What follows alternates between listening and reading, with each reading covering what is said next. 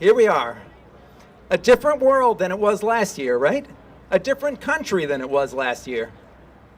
How many people like the direction that things have taken over the last, 5 months or so? How many don't? I think we're all a little bit dismayed. And I know that personally, I didn't think we could ever go to a place like this again. Didn't think it was possible. I thought we had kind of risen above that. Risen above wanting to really destroy the environment for profit, just wholesale. I know it goes on. I know it's been going on forever. But I thought that it just wouldn't happen to this degree again. But I was wrong. I was wrong about the fact that 20% of the population of America could vote for someone like this.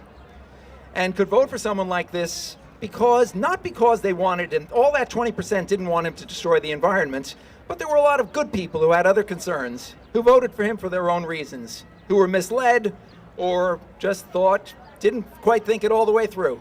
So here we are in this world. Now, during election time, there were a lot of really important issues being thrown around, right? Let me ask you this. What if, before the election, it came out, they figured out that undocumented immigrants were killing between 80 and 200,000 people per year in the United States? What if that came out before the election? What do you think the main election topic would have been? Undocumented immigrants. They're killing 80 to 200,000 people per year, right? What if they found out that terrorism was killing 150,000 people worldwide each and every year? What if they found this out? You think that would have been a big election issue? Yeah, it would have been all they talked about. Well, let me tell you that 80 to 200,000 people did die every year. But it wasn't the result of undocumented people in this country. It was the result of air pollution. Avoidable, preventable air pollution. 80,000 people per year. What's that 150,000? 150,000 people die every year from climate change. Currently, according to the World Health Organization, with actual statistics. Now, by 2025, the World Health Organization says that it's not going to be 150,000 people dying every year. It's going to be 250,000 people per year. You have to understand that climate change is very related to what we eat. How many people know that the largest single contributor in your daily lives to climate change is the food that you eat? Specifically, the meat and dairy and the animals that you eat. All right, good. Now, there are a lot of other things that contribute to climate change, but as far as the impact that we personally have, that is key. So why weren't politicians talking about these issues where these hundreds of thousands of people are dying every year? I don't know why they didn't speak about it. It could be because there was some money somewhere. I don't know. I'm not friends with any of these guys. But suffice it to say that they were focusing on issues which are rather irrelevant and their impact minuscule compared to these other issues. So once we got our new president, who does he put in power? Well, you guys know already, head of the EPA, climate change denier. All the scientists, 97% of them say the same thing, but Scott Pruitt, he knows better. In fact, he recently said, well, despite the fact that all those scientists, those very esteemed and studied scientists over decades, have said that this climate change is the result of all these gases, including carbon dioxide, I've determined that carbon dioxide is not a primary greenhouse gas. Oh, really, Scott? Oh, okay, well, it's good to know that you know better than everybody else. But this is who's in government. He also determines just a few days ago that this chemical that's used on almonds and various agricultural products that causes lowered IQs in kids and memory loss and ADHD and other brain problems, he determined that that wasn't a problem and they're not going to ban it. Oh, wow. Good thing we have a man who knows better than all the scientists. But it's not just the head of the EPA. It's the USDA guy who used to be a chemical agriculture person. He actually had a chemical farm, a chemical producing facility. He's also a big supporter of factory farms and chickens in Georgia, the mass slaughter and enslavement of chickens. And he actually blocked regulations that would regulate being kinder to animals in these facilities, and also watching out for the welfare of the workers in these facilities, and also regulating factory farm waste. So we've got people in charge of this, and I could go on and on with this list.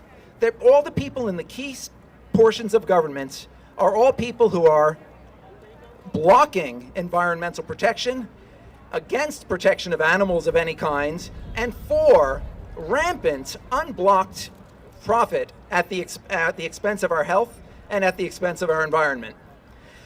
That's all the bad news. Here's the good news. Are you ready for the good news?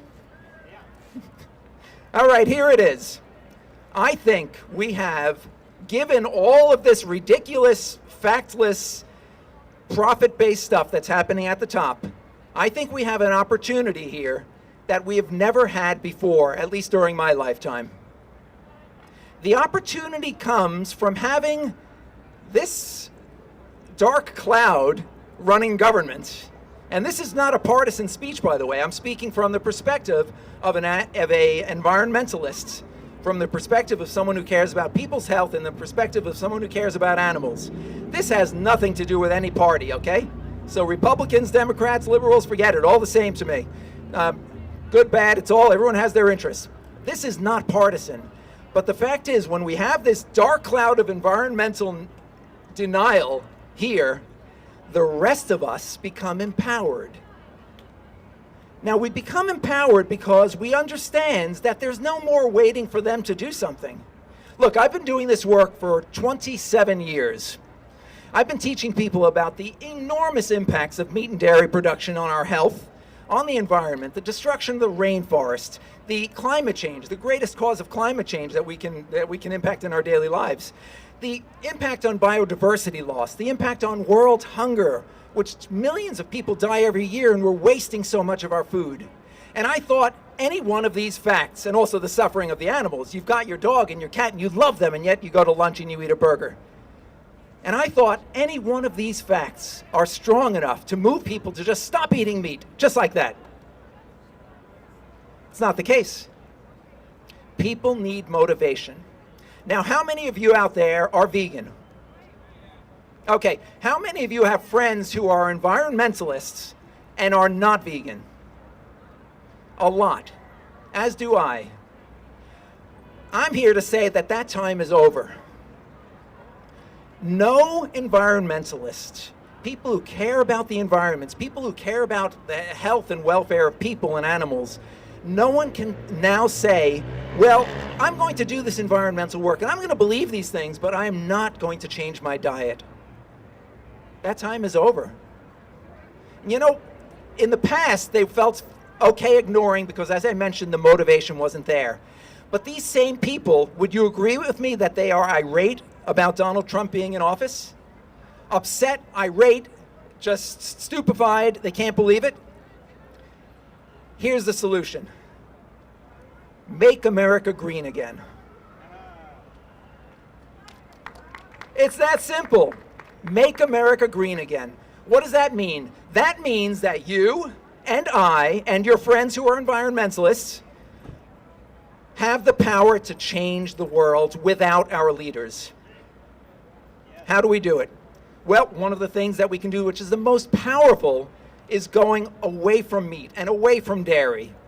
If everyone were to do that, it wouldn't matter what Donald Trump did and what any of his advisors did. The world would change rapidly. To help facilitate this, though, we're creating a website called Make America Green Again today. And what you're going to be able to do is go on that site and say, all right, I'm not going to just complain. I'm going to say, I'm going to do this action. Cut out the meat, cut out the dairy. I'm going to get clean energy in my home. We'll tell you how to do that. I'm going to recycle. I'm going to stop water waste. I'm going to turn my heat down, et cetera, et cetera. All of these things that you can do, which are going to have more of an impact per person than what they could possibly do up there. Because when you spend your money in a particular way, you are creating a market. When you create a market, you create jobs. When you create jobs, you create community involvement, and this being the way things are. Now, that's what's happening to energy. They're trying to push coal and they're trying to push nuclear. But coal and nuclear became obsolete not just because of the environmental devastation in Fukushima. They became obsolete because of the cost.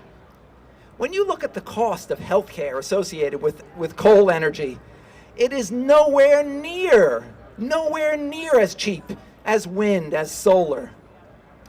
Now, I believe in doing everything possible. I've been vegan for 37 years or so whatever the math is.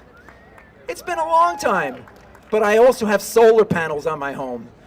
So I have no electricity use. I also have geothermal heating and cooling in my home. No oil use. If you care, you've got to act. And if you haven't acted yet, that's fine. This is the time to do it.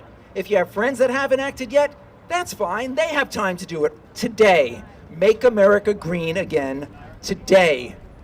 A lot of organizations are saying, look, there's all this horrible stuff going on in Washington. Here's the solution. Give us your money. Right? Have you gotten millions of letters like that and emails? I have too. And you know what? I think that's a good idea. Give them your money to the degree that you can afford it. But I think the solution, the real solution, is to act on your own and create it. Make America green again today. Come see me. I'm going to be over there. And you can sign up to the Make America Green website. And when it comes out, you can go on and you can pledge. And your pledge will be tallied along with everyone else's. You can see all the carbon that you've saved from in the atmosphere. You can see all the water that you've saved. You can see all the rainforests that you've saved. You can see that the actions that you make actually make as big a difference as our leaders make. And this action, these actions that we take, are not reliant upon some organization taking your money and then asking someone else to do something, and them asking another leader to go do something, and then maybe the legislation passes. No, it's a direct action that cannot fail. That is the action of the future. That is the action of today. So I'm with HealthyPlanet. I've been doing this for 20 some odd years, and I thank you so much for listening and being the change that needs to be created. Let everybody you know, speak up, be the change. Thank you.